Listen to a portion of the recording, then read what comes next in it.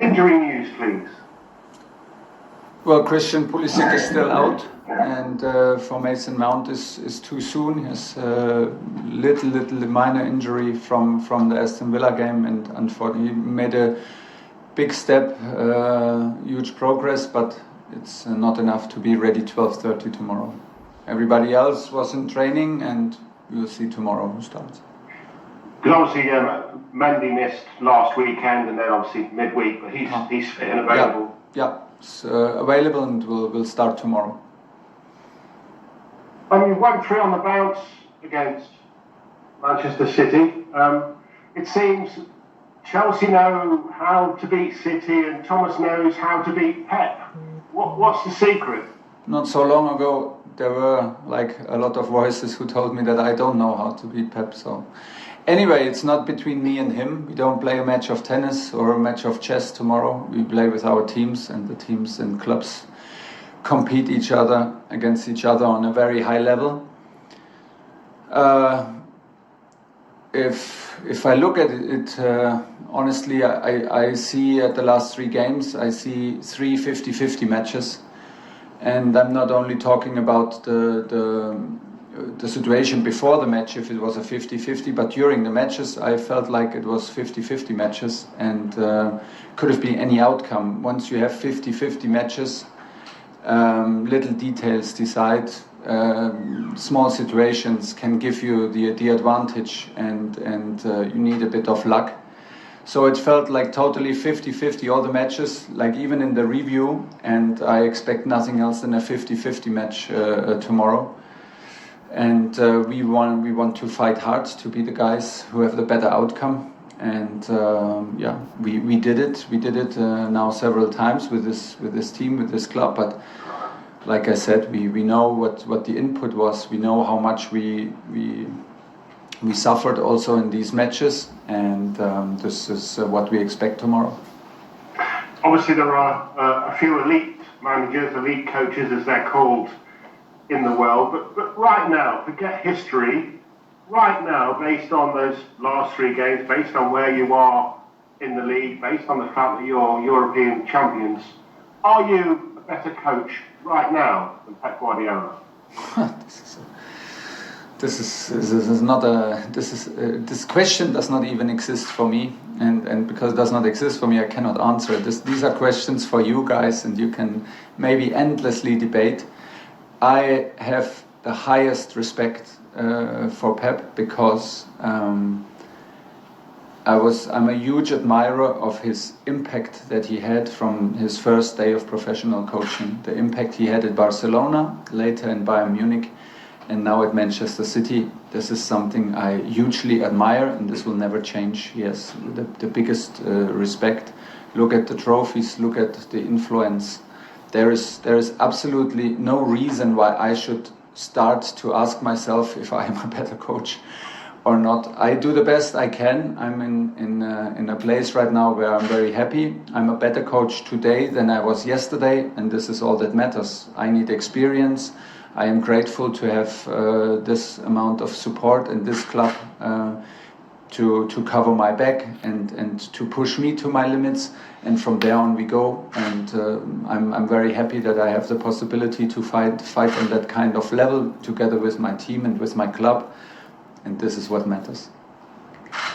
Finally from me, Romelu Lukaku was giving an interview, Thomas, suggesting that the social media companies get together with the captains of all the Premier League teams and some of the star players, the better known players as well, to talk about how best to go forward so that all this abuse on social media can be dealt with.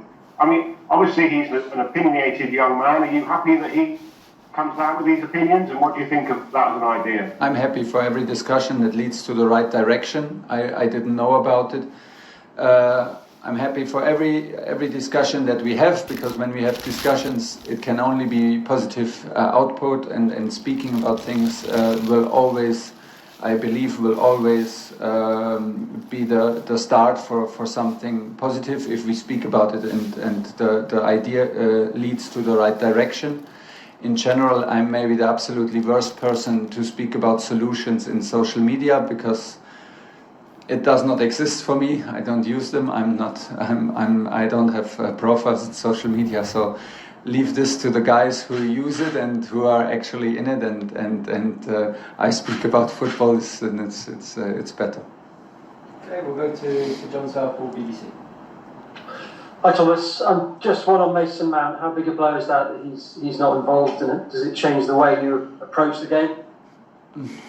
Yes and no. It's always he's very disappointed, and I didn't feel it during the match because it happened in the second half, and obviously he played through the injury and he finished the game. He was even confident enough to take a penalty, an important penalty in the shootout. And so it was a bit of a surprise, and so the steps for recovery he's doing right now, they are huge. Maybe would have even possible that he could have played if the game was one day later. So it's a very little, a minor injury, but still it's a disappointment for him and also for us because he is a player that we count on, and it is always the same. No matter what importance Mason has, no matter how much we rely on him, the task is to find solutions now without him, and bring him back as soon as possible. You say it's a 50-50 game, and the last three have all been 50-50 games, but you have won the last three games. So do you think you do have a little bit of a psychological edge over City at the moment? Well, we have the experience, the positive experiences, and we know how tough it feels at halftime in the dressing room, how much work we put into it, what kind of input was needed. And when I tell you 50-50, I mean 50-50. Sometimes when we look at situations, how to defend, how to attack, it still feels like, oh, that is dangerous. Hopefully we will not concede a goal now. And luckily it does not happen, even if we look at it several times. So you have to really work hard for it and really have to earn it. And don't forget, you need also like the momentum and a bit of luck. But yes, genuine belief that you can do it is the most important in sports. And on this kind of level, we have the belief that we can do it.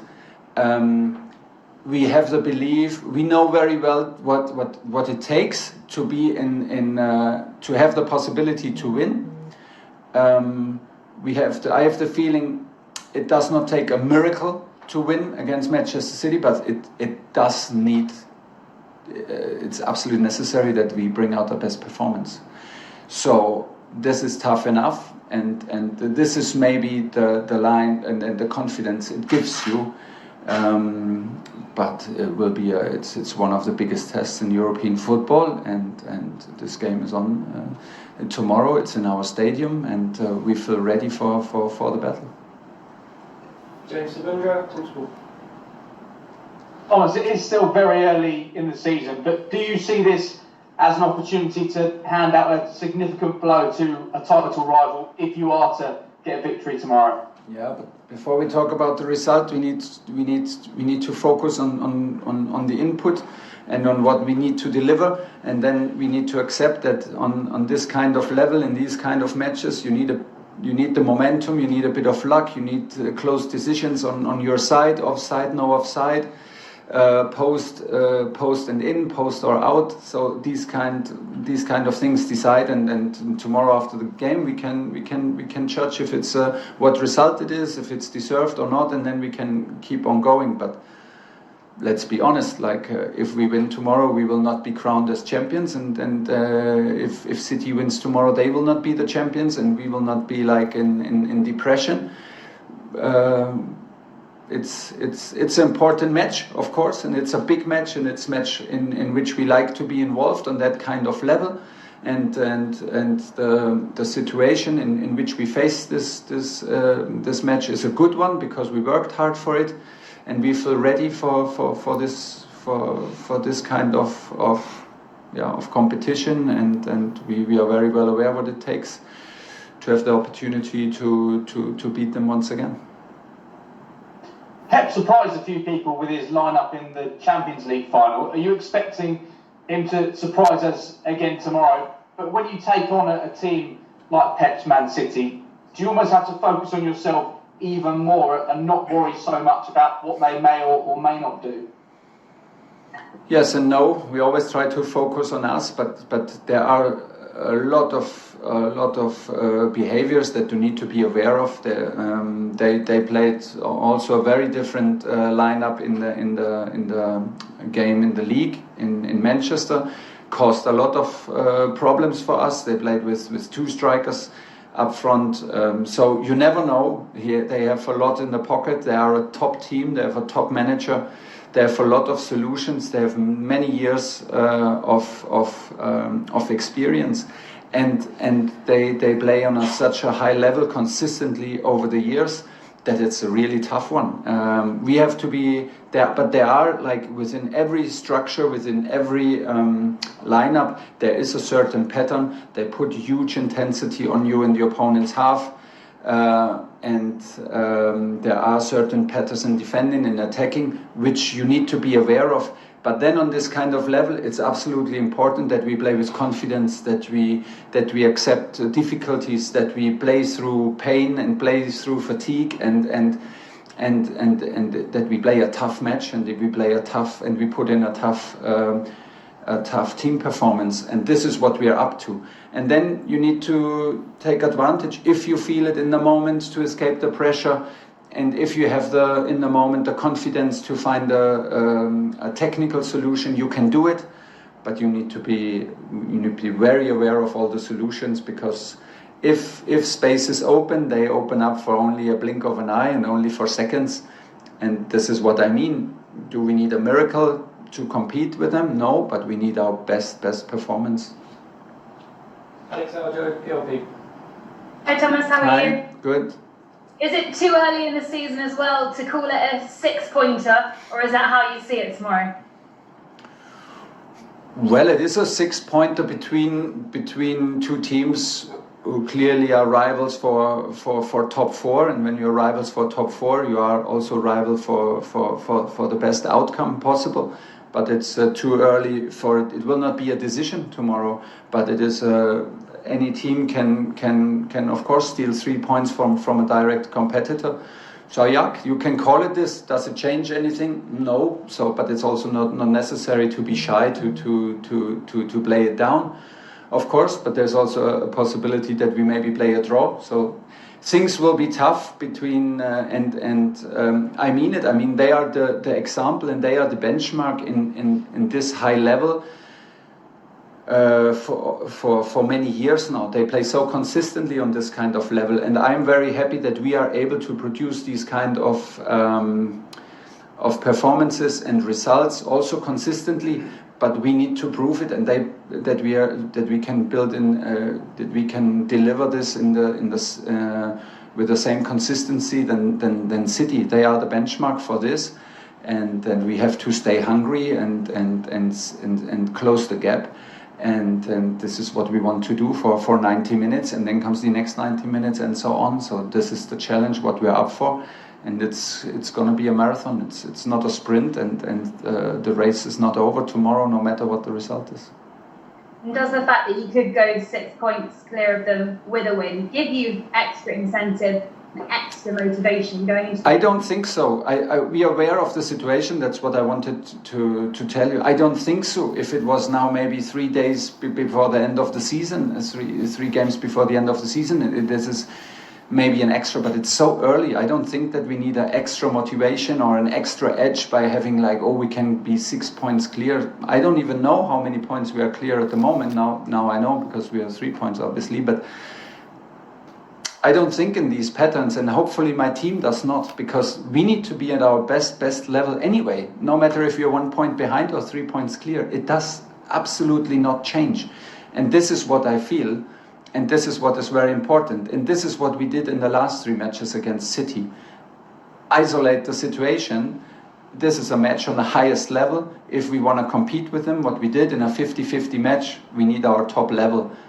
Does it matter if it's a cup game, a league game, or a Champions League game? It simply does not matter. And how many points we have and they have, it does not matter. Once we play tomorrow at Stamford Bridge, Man City, it's on, and we need to be fully on. Okay, final question for the broadcast section. We'll go to Nick, your PA. Hi, Thomas. Just what you were saying the other day about Thiago and his professionalism, especially at his age. How long can he keep going at this level? And it doesn't seem to be any reason for him to slow down. And with that in mind, No. Could he potentially stay at Chelsea beyond the end of the season? It's on him.